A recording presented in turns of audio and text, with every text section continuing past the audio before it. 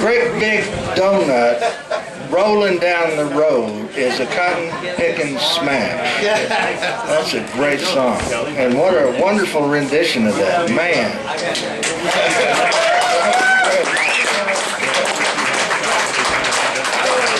Man. Yeah, I love that song. It's not a song people hear much, but Pete Seeger liked it. They were going to do something. Everybody's going to do something. But it's a great song, and thank you for that. The next poet is a real fixture in this area. He was one of the young people that came here in the late 1960s. When we do poetry and we speak, it's not like a bar thing. And that may be difficult to understand. But we need to have your attention when we do this, because you have to pretend you're in a theater now. And it's very difficult to shift that. So we'll just do a couple of poets and we'll get back to music again. The next poet is a legend in this valley, and I say that without reservation. He has been a theater director, actor, worked with more young people, created more great plays and great theater at the Santa Fe Community Theater and the Teatro Parava. And more than that, he's a carpenter and a builder and a lover of people and a great writer. And he and Kell formed a bond. Thank God for that. Jesus. Came in 1995. Kell was living on the streets here. And we were doing gigs. Sometimes I'd put him up in the motel, and we'd do a couple of poetry gigs at the Cowgirl Hall of Fame or somewhere. Oasis, we did those. Then he was living out, there was actually a homeless kind of a forest out over off San Francisco, and he lived there. And it got cold, and Argos built the house for him. And as far as I could tell, Kell never was cold again. That was a wonderful little place where he lived in peace, and we still did work. We worked, the last reading that Kell gave was in July at the Teatro Parava. Anyway, I'll go ahead and bring him up here. This is my friend, and what a great artist and a good soul, Argos McCallum.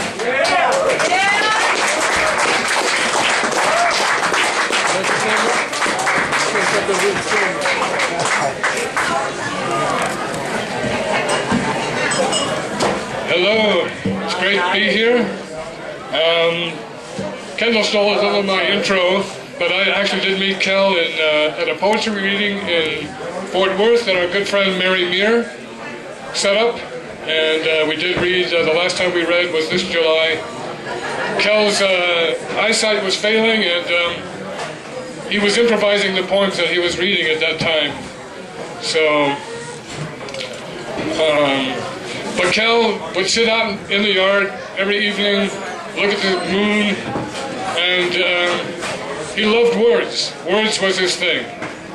I think he thought his poetry was greater than his music, but that's for future generations to work out.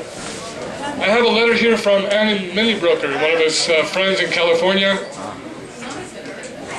And she says, in this letter she sent after Kell died to me, she said, "For a long time I kept a quote out of one of Kell's hundreds of letters my way that he sent to me that I took from asking Kell if I could turn it into a Christmas greeting back in 2003.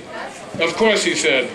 And she did, and here it goes. It's: a bowl of rice is a treasure to some folks, a place out of the rain, a tin angel somebody hammered out of an old can just for you, a hug on a cold night, a floor to sleep on, and what does that cost?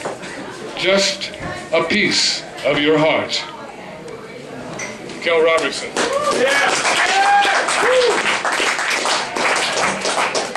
We've been trying to go through his house, which was left in total chaos, like an archaeological dig. You can see the layers from the years. And Kell had, what we came up with was a stack of about that high of legal pads, the yellow legal pads that he loved to write on. Each one of them only had 10 pages left. Most of them were blank, but there might be a shopping list, there might be a list of people he needed to write letters to. And back in there was probably a letter that he never finished because somebody walked in and gave him some beer and they got to talking and that was it. And, or a poem in these legal pads. So, he left an immense amount of work, and it's going to take a long time to find all the gems, and there are many, many gems. This one is called, this is Kell's poem, it's called Song. As the sunlight fattens this side of the moon, coyotes yip, become discordant songs, and there are women drawing pentagrams on their faces. A tide rush is a sound of a train clattering through a tunnel and clattering on down the canyon, strobing rabbits and deer along the track.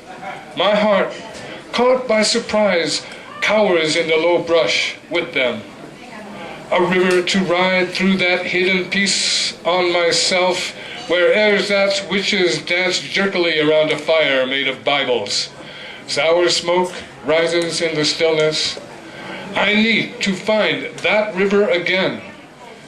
Back there in the plump sun when all the food was good and the wine blew up in my belly, there where all the girls were beautiful and the songs as high as a fiddler's fist. Kell Robertson.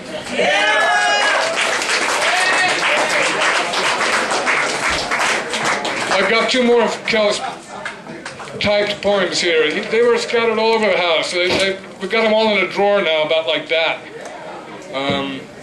This one's dated Thanksgiving, 1996. Cottonwood Court, Santa Fe, New Mexico, USA. On a wing, a broken wing, and maybe a prayer. Good friends, yeah, good friends, I have them. A lady I love who is always telling me that I am inappropriate. Lots of N's in that word. But somehow this morning I don't really feel the ends. I am alive and glad for that. Hot water and soap will not clean out this heart of mine. But, as a wonderful poet named Retke said, if the wind means me, I'm here, here, and so I am. So are we all, here, here, and here again. Magic or madness, falling or flying, here. Kell Robertson.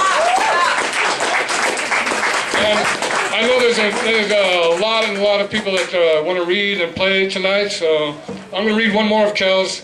This one is a birthday poem. He doesn't give a date. I mean, he doesn't say how old he is, but it's 1990. There's a raging debate over how old Kell was, and it will go on forever. I think that maybe death is the easiest of all the things I've had to do on this wondrous, silly planet. Riding down that final hill could be simply a reward for all the nonsense I've tried to stand up to, or fall down off of, or I'm not sure. I only know that death is simply death, and dying is hard, hard. Friends who stood beside me when the rain battered our hats and guitars often said things we thought were magic enough to scrawl in notebooks. We hoped someone would read when the lights went out and the bus depots were closed. Swinging up into a saddle on some old horse as tired as you are, then creaking away down a canyon no one would ride except one old fool on one old horse, remains as important as the sun coming up when everyone said it would die, with the whales and the dolphins and the hawks and the coyotes and those skinny mustangs ripping the heart out of those hills over there. I want